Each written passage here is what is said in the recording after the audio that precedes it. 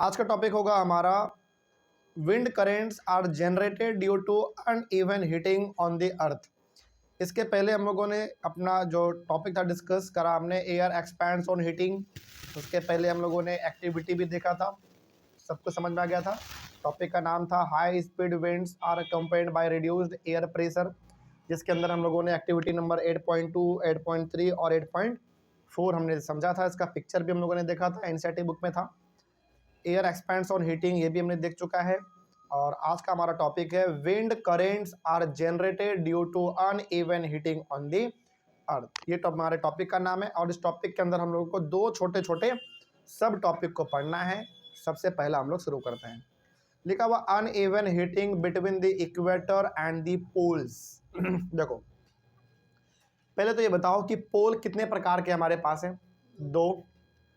World map में देखोगे यानी कि ग्लोब में देखोगे तो सबसे ऊपर नॉर्थ पोल और सबसे नीचे साउथ पोल। इन दोनों के बीच में एक लाइन हमारा गुजरता है, बिल्कुल बीचों बीच लाइन। उस लाइन को क्या बोलते हैं हम लोग? इक्वेटर बोलते हैं। और इक्वेटर करता क्या है, हमारे इस पूरे वर्ल्ड को दो इक्वल पार्ट में डिवाइड कर देता है, आधा ऊपर नॉर्थ में और आधा नीचे साउथ में।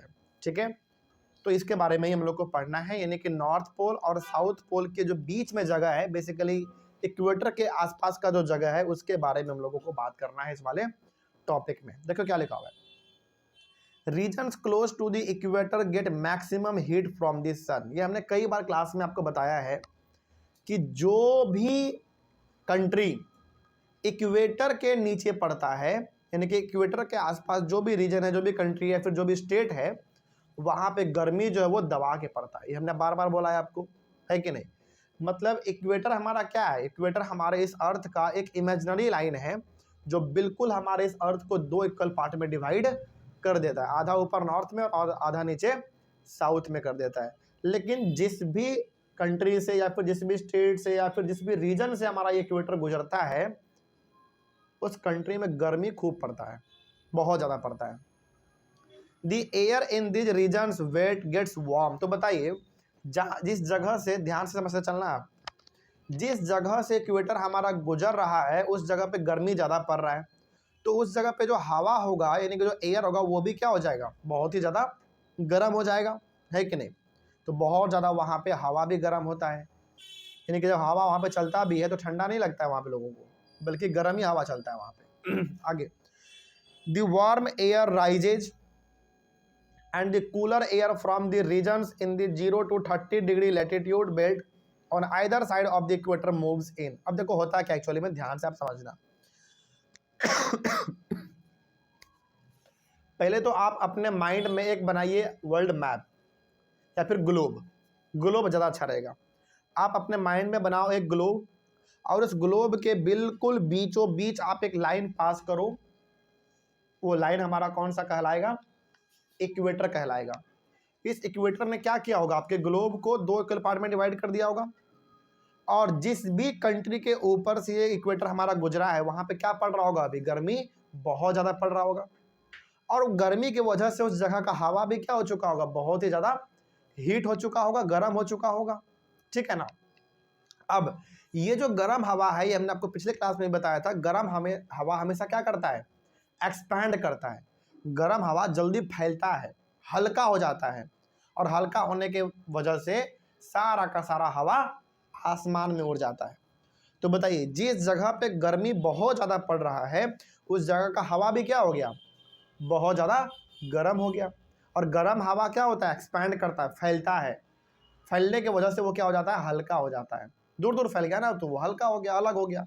और हल्का हवा हमेशा क्या कर जाता है? आसमान में उड़ जाता है। तो जरा बताओ, उस जगह से सारा हवा गर्म होके आसमान में उड़ गया तो क्या उस जगह पे हवा बचा? नहीं बचा। तो फिर उस जगह को हवा भरने से आएगा, मतलब उस जगह को हवा जो है, उस जगह को भरने के लिए हवा आएगा कहाँ से?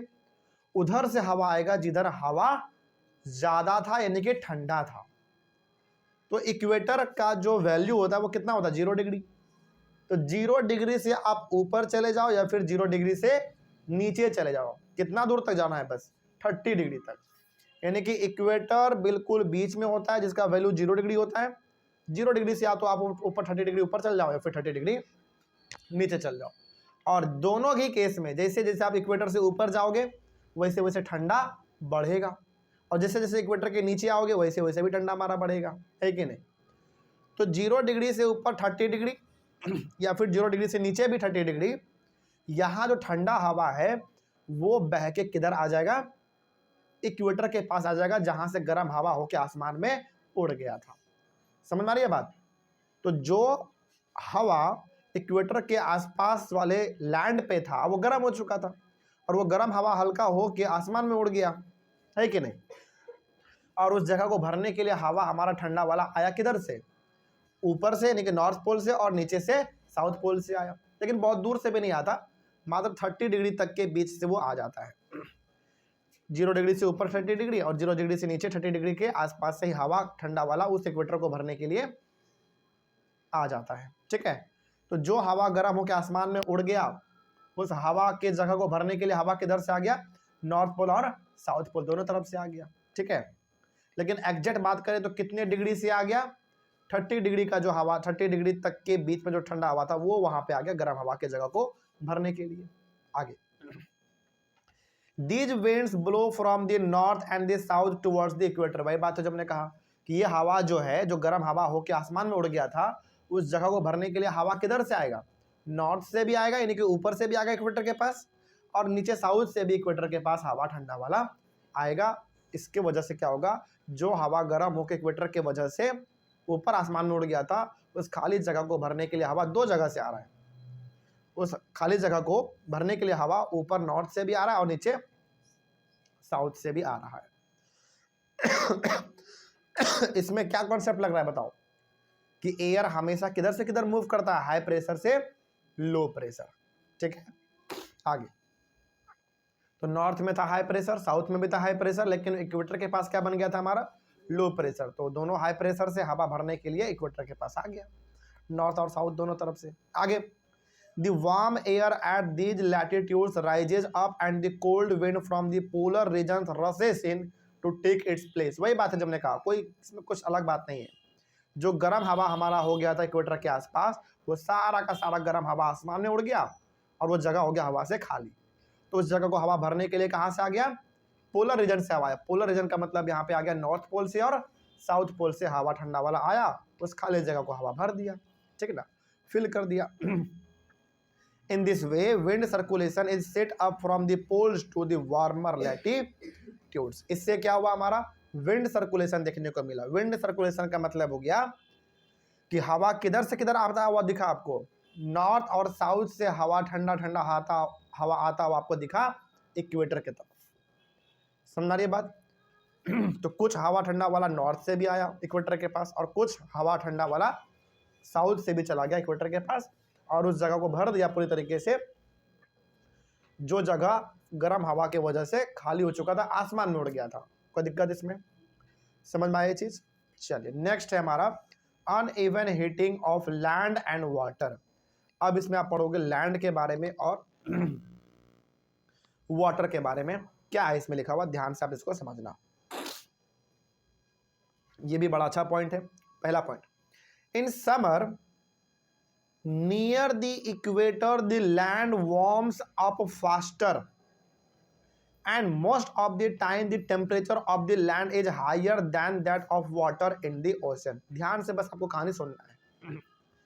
इक्वेटर के आसपास, जो इक्वेटर के नीचे या फिर इक्वेटर के आसपास जो जमीन होता है ना, गर्मी के टाइम पे वो जमीन बहुत ज़्यादा हीट हो जाता है और ज़्यादातर टाइम वो जमीन गर्म ही रहता है एज कॉम्पेयर टू ओशन में जो पानी है उसके कंपैरिजन में। मतलब जैसे आप ये समझो, मान लो कि हमारा इक्वेटर एक जगह से पास किया, उस इक्वेटर के नीचे कुछ दूर तक लैंड था और उसके बाद फिर समुद्र था।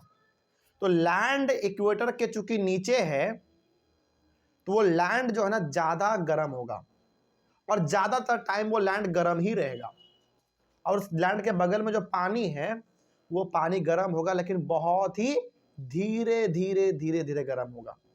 इससे क्या समझ में आ रहा है आपको, इससे ये समझ में आ रहा है कि इक्वेटर के नीचे जो कंट्री या फिर स्टेट जो भी होता है, तो जमीन वाला पार्ट है खास करके लैंड वाला, वो गर्मी के टाइम पे गर्म हो जाता है ज़्यादा और ज़्यादातर टाइम वो गर्म ही रहता है, जबकि पानी जो है वो हमेशा धीरे धीरे गर्म होता है और वो गर्म भी ज़्यादा नहीं होता है। ये बात समझ में आया? पहले आप ये बताओ, ठीक है। आगे, the air over the land gets heated and rises. तो ऑब्वियस ये बात है, जमीन चूंकि बहुत गर्म हो गया और जमीन के ऊपर जो हवा होगा वो हवा भी क्या हो जाएगा बताओ? बहुत गर्म हो जाएगा। मतलब इक्वेटर के नीचे जो लैंड है वो गर्म हो चुका है और ज़्यादातर टाइम वो जमीन गर्म ही रह रहा है, तो जमीन के ऊपर जो हवा होगा वो भी क्या हो जाएगा? गर्म ही होगा, है कि नहीं? तो अब आप बताइए, फिर वो गर्म हवा क्या करेगा? पहले तो वो एक्सपैंड करेगा, मतलब फैलेगा बहुत तेजी से, और वो हल्का हो जाएगा। फैलने का मतलब भी हो गया कि वो अलग अलग हो गया तो हल्का हो गया। हवा पहले एकजुट था, जुड़ा हुआ था सारा हवा, लेकिन अब वो हीट होने की वजह से अलग हो गया, एक्सपैंड कर गया, एक दूसरे से दूर भाग गया। इसका मतलब है कि हवा क्या हो चुका है? बहुत ही हल्का हो चुका है। और वो हवा इतना हल्का हो चुका है कि अपने आप आसमान में उड़ने लगेगा। आसमान में वो हवा, गर्म हवा जो, वो भाग जाएगा। अब क्या होगा? This causes the winds to flow from the oceans towards the land. अब देखो, जमीन के ऊपर जो हवा था वो गर्म हो चुका, गर्म होने की वजह से हवा फैल गया और फैलने की वजह से हवा सारा आसमान में उड़ गया। तो बताओ, जमीन के ऊपर जो हवा था, क्या वो हवा वहां पे रहा? नहीं रहा। तो फिर उस हवा का जो जगह है उसको भरने के लिए हवा आएगा किधर से? बगल में समुद्र है। समुद्र में कैसा हवा है?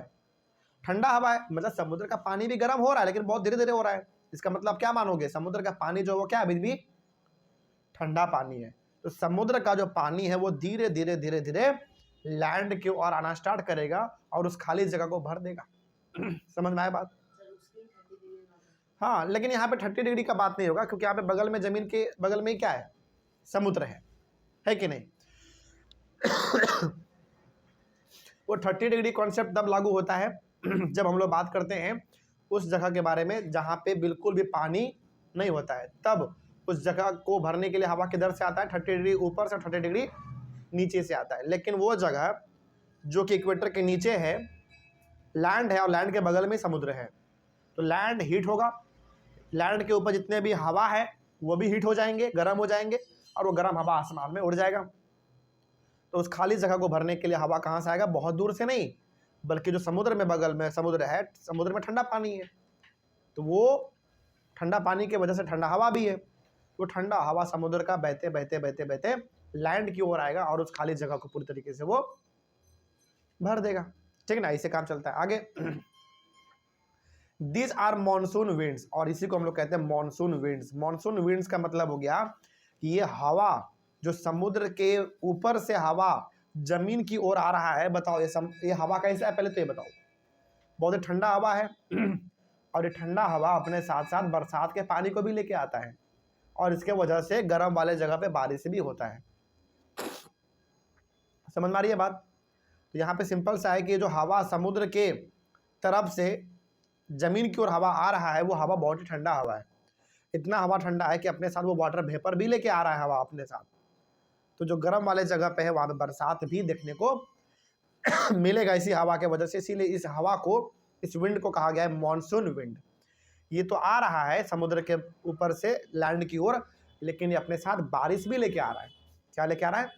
बारिश लेके आ रहा है। आगे, the monsoon winds carry water and it rains. तो मॉनसून विंड जो आ रहा है समुद्र से लैंड की ओर, उस खाली जगह को भरने के लिए वो अपने साथ हवा तो ला ही रहा है, अपने साथ साथ वो वाटर वेपर भी ला रहा है, जिसके वजह से उस गर्म वाले जगह पे हवा भी आ जाएगा और बरसात का पानी भी आ जाएगा। एक टाइम पे देखना, गर्म के उस गर्मी वाले जगह पे बारिश भी देखने को मिलता है। आगे, लेकिन विंटर में क्या हो जाता है? यही कहानी थोड़ा सा उलट जाता है। समर में ये सब चीज होगा, गर्मी के टाइम पे। गर्मी के टाइम पे आप क्या देख रहे हो? गर्मी के टाइम पे आपने अभी ये देखा कि लैंड जो है वो ज्यादा हीट हो चुका है और उसके ऊपर जितने भी हवा है वो सारा हवा उड़ गया आसमान में। तो उस खाली जगह को भरने के लिए हवा आया किधर से? समुद्र से आया। निगनी की गर्मी के टाइम पे होता क्या है? जमीन ज्यादा गर्म होता है और पानी कम गर्म होता है। तो पानी के ऊपर जो हवा है वो आता है जमीन की और लैंड की ओर। ये गर्मी के टाइम पे होता है। लेकिन ठंडे के टाइम में ये उल्टा हो जाता है। रिवर्स हो जाता है। तो बताओ अब ठंडे के टाइम पे फिर क्या होगा? ठंडे के टाइम पे क्या होगा? पानी ज्यादा गर्म होगा, जमीन कम गर्म होगा।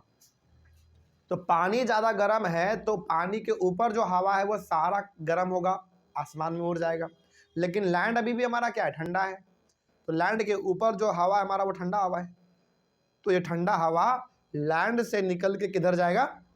समुद्र की ओर जाएगा और उस खाली जगह को भर देगा अपने हवा से। समझ में आया बात? अब यही चीज हमारा चलता रहता है। तो वही लिखा हुआ है इसमें कि in winter the direction of the wind flow gets reversed, वो चेंज हो जाता है, रिवर्स हो जाता है। It flows from the land to the ocean, यानी कि लैंड यानी कि जमीन के ऊपर जो हवा है वो हवा जमीन से निकल के समुद्र के ओर जाता है। और समुद्र के ऊपर जो हवा हमारा खाली हो चुका था गर्म होने की वजह से, आसमान मुड़ गया था, तो उस खाली जगह को भरने के लिए हवा किधर जा रहा है? लैंड से समुद्र की ओर जा रहा है। इस तरीके से हमारा ये काम चलता है। समझ में आ गया सबको? कोई दिक्कत? तो आप एक बार इसको खुद से भी पढ़ोगे तो आपको समझ में आ जाएगा। नेक्स्ट टॉपिक है हमारा थंडर स्टॉर्म्स एंड साइक्लोन्स। तो इसको हम लोग अपने अगले क्लास में करेंगे। तब तक के लिए थैंक यू वेरी मच।